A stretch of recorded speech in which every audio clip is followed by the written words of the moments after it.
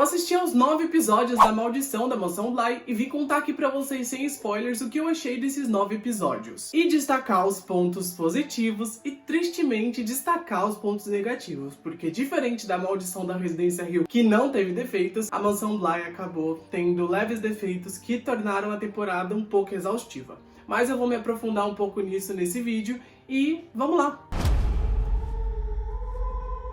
Hey pessoas, eu sou o Matheus, pra quem não me conhece é novo por aqui. Já fiquem à vontade, cliquem no botão de se inscrever, é muito fácil, muito rápido, porque nenhum fantasma vai te assombrar se você clicar lá, então eu acho que é melhor já clicar pra garantir que nada aconteça, então clica lá. Já clica no like também que apoia o meu conteúdo pra Netflix sempre me mandar conteúdos antecipados pra falar pra vocês, então isso me ajuda demais, então faça isso, like e se inscreve no canal, é muito importante os dois. Também não se esquece de colocar lá a sua expectativa pra Maldição da Mansão Bly, e se você já assistiu, me conta o que você achou, eu quero muito saber.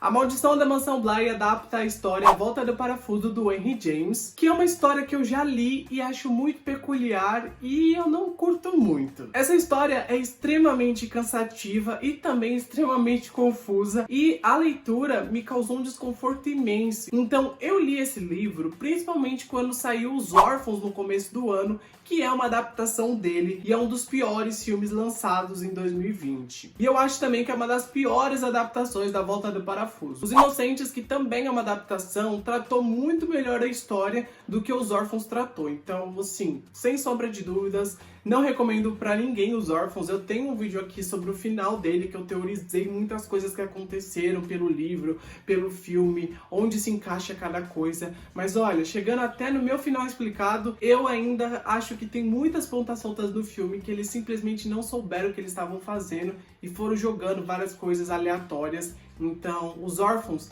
não recomendo nem pro meu pior inimigo. E chegamos aqui à Maldição da Mansão Bly, que eu tinha uma expectativa elevada por conta da Maldição da Residência Hill, que pra mim é um suprassumo de terror, é uma das melhores séries de terror que eu já vi na vida. Então minha expectativa, por ser uma continuação da Maldição da Residência Hill, né, com o mesmo diretor que é o Mike Flanagan, que também escreveu, eu falei, putz, vai ser legal, pode ser interessante. Mas acontece também que minha expectativa estava um pouco baixa por conta da história que eu já conhecia e não gostava muito, e também um pouco pelas adaptações que não foram bem sucedidas. Então juntou a expectativa alta com a expectativa baixa e ficou uma expectativa mediana. E nessa temporada, assim como no livro, a gente conhece a Dani, uma tutora que consegue um emprego para instruir ali os dois órfãos, a Flora e o Miles, que moram na grande mansão Bly. E nessa mesma mansão a gente conhece a Hannah Grosse, que é a governanta, o cozinheiro Owen e a jardineira Jamie. E claro, a gente também conhece os fantasmas que vagam ali por essa propriedade. E logo nesse veredito inicial, eu digo que os 9 episódios se complementam muito bem.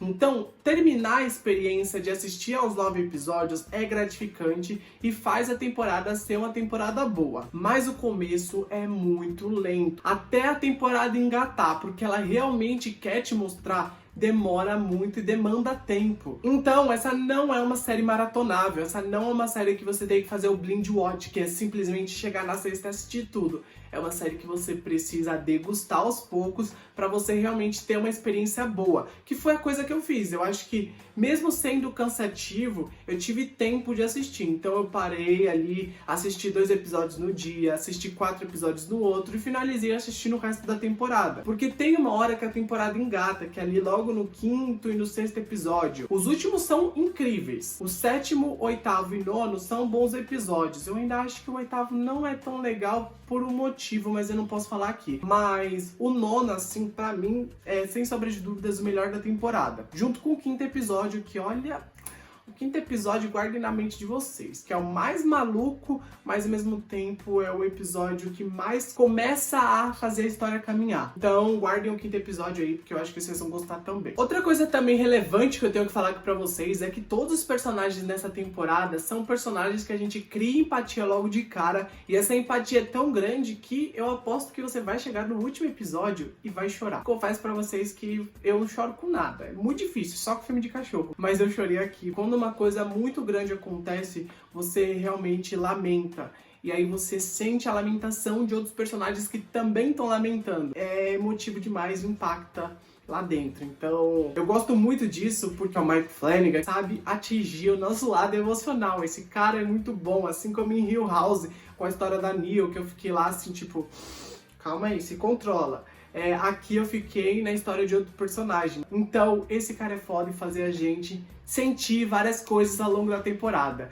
E mesmo que essa temporada tenha seus defeitos, uma coisa que não teve defeitos aqui foi a construção dos personagens, que foi simplesmente esplêndida. Até mesmo os fantasmas dessa temporada tiveram uma história de origem, um background sobre o que aconteceu para eles se tornarem fantasmas. Então aqui ele não deixou nada passar e conseguiu elaborar tudo o que ele precisava para construir um epílogo magnífico. Mas em contraponto aqui, como eu já tinha dito para vocês, essa temporada não teve um bom ritmo. Porque não parecia que você estava assistindo uma série, mas parecia que você estava lendo A Volta do Parafuso mesmo. E por conta disso, ela acaba se tornando um pouco exaustiva. Então, por esse motivo, essa temporada não é a mais recomendada para você maratonar. E eu acho que eles deveriam ter feito uma coisa mais parecida com Residência Hill. Porque em Residência Hill, a gente teve muitos sustos entrelaçados com os dramas familiares. Então isso dava um ritmo frenético pra trama. Mas aqui na Ensemble, nós temos dramas pessoais de cada um dos personagens e temos só algumas cenas pontuais com fantasmas aparecendo. E esses fantasmas, pra mim, não foram fantasmas assustadores.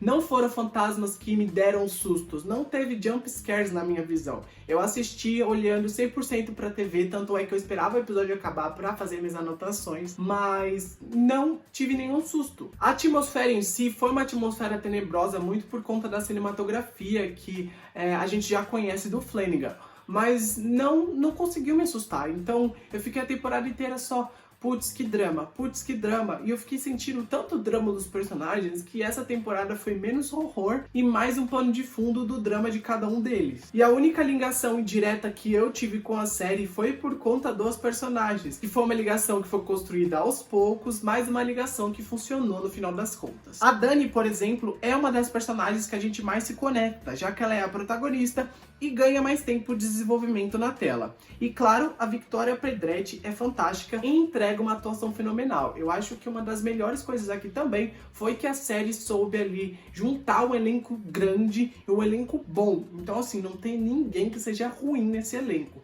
Todo mundo tem a carga dramática necessária, principalmente as crianças, que pelo amor de Deus, essas crianças eram fofas e assustadoras ao mesmo tempo. Eles tinham uma nuance muito grande entre serem assustadores com caras meio ali apáticas enquanto eles estavam fazendo coisas assustadoras. Em outro momento eles estavam lá sendo crianças, tendo aquele sorriso inocente de criança, fazendo aquelas perguntas inocentes de criança. Então a gente tinha muito esse paralelo nas crianças e por serem crianças eles atuaram muito bem.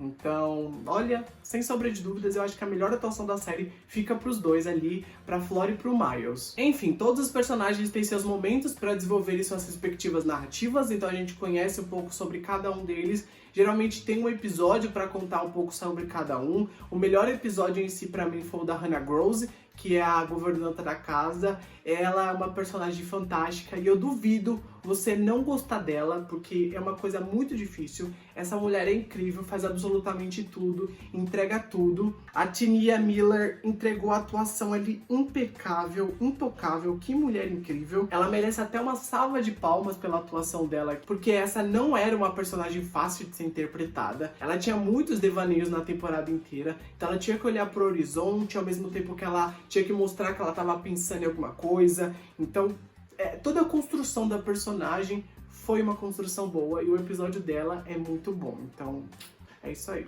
O tio das crianças, o Henry Wingrave, também ganha seu destaque, assim como o Oliver Jackson Conan, que vive o Peter Quint, o assistente do Harry, também tem o seu momento aqui para desenvolver o seu personagem. Ele é a definição do cara tóxico. Ele mostra muito um paralelo sobre ganância. E é legal porque eles têm esse personagem para elaborar muito bem ao longo da temporada. Assim como também eles têm a senhorita Jezzel, que era a antiga tutora das crianças, que acabou morrendo na propriedade ali. E ela também tem o seu momento de brilhar, só que o enredo do Harry, o enredo do Quint e o enredo da Jezzel não são enredos que pra mim foram interessantes, mas eles têm o seu momento ali pra mostrar quem eles são E é isso. E pra fechar, a gente tem a história da Senhora do Lago, que é a fantasma principal da série, e ela ganha profundidade só nos episódios finais da temporada. E até chegar lá, ela é só uma fantasma que assombra a Mansão Bly. Então você fica meio perdido nesse quesito dela. Eu acho que eles podiam ter entrelaçado essa história dela ao longo dos episódios pra a gente ter uma empatia melhor com ela e entender as motivações, mas não fizeram isso e colocaram mais para os últimos episódios, então isso me desanimou um pouquinho também. E nessa última parte da análise, eu tenho que destacar que A Maldição da Mansão Bly reimaginou a história original da Volta do Parafuso, então eles trouxeram uma essência mais atual aqui, ao mesmo tempo que eles preservaram as coisas que a gente já conhecia da história original, mas por outro lado, essa reimaginação também acabou adaptando outras histórias dentro dessa mesma história, e isso acabou me deixando um pouco incomodado, porque a história original já era confusa e eles quiseram adaptar mais coisas aqui. E as principais histórias que tiveram desenvolvimento foi uma do Doppelganger Sorridente, do conto The Jolly Corner, e também adaptaram a história de duas irmãs, uma vingança fantasmagórica, do romance The Romance of Certain Old Clothes. E tudo isso foi entrelaçado na história da Volta do Parafuso. Teve também outras adaptações ali de contos que nunca foram adaptados, mas essas foram as principais e que mais tiveram destaque. Porém, me pareceu muito exacerbado isso, não era uma coisa tão necessária. Tudo bem, o Doppelganger, a cena que a gente vê ele ali, até faz sentido se você imaginar que pode ser uma alucinação do personagem. Mas a história das duas irmãs acabou tomando um episódio inteiro para ser contada. E mesmo que esse episódio das irmãs seja um episódio lindo esteticamente e tenha uma história interessante que se daria muito bem como um episódio de Twilight Zone, eu achei que aqui na série ele só serviu para encher linguiça e para colocar um episódio a mais. Porque a reviravolta da história que é implantada nesse episódio poderia ser muito bem adaptada ao longo dos episódios. E o que eu tenho que falar para vocês antes de acabar esse vídeo é que aparece outro personagem da Maldição da Residência Hill que não estava acreditado, então esperem, ele aparece logo de cara pra vocês. E a Kate Siegel também aparece num papel misterioso que a Netflix falou que não posso falar pra vocês por enquanto, mas é um papel que tem um certo destaque. Nessa temporada, então, eu não senti medo, mas ao mesmo tempo eu acabei criando uma empatia pelos personagens. E a falta de sustos e a história um pouco passada ali sobre Casa Mal Assombrada acabou tirando um pouco o brilho da Mansão Bly. Mas ainda assim, essa temporada consegue ser satisfatória ao ponto de você chegar no final e chorar. Então, isso vale muito a pena, é sério. O final vale a temporada inteira. Então assistam com muita calma. E eu termino esse vídeo falando que essa temporada foi simplesmente esplêndida. Vocês vão entender também. Antes de terminar o vídeo, não se esquece de se inscrever no canal no botão vermelho, deixar aquele like que me ajuda demais e comentar lá embaixo o que você espera para essa temporada. E também, se você já assistiu, comenta o que você achou, porque eu quero muito saber sua opinião. Se você concorda comigo, discorda, eu quero muito saber o que você acha. Coloca tudo lá embaixo. Um grande beijo para todos vocês, até o próximo vídeo e tchau, gente.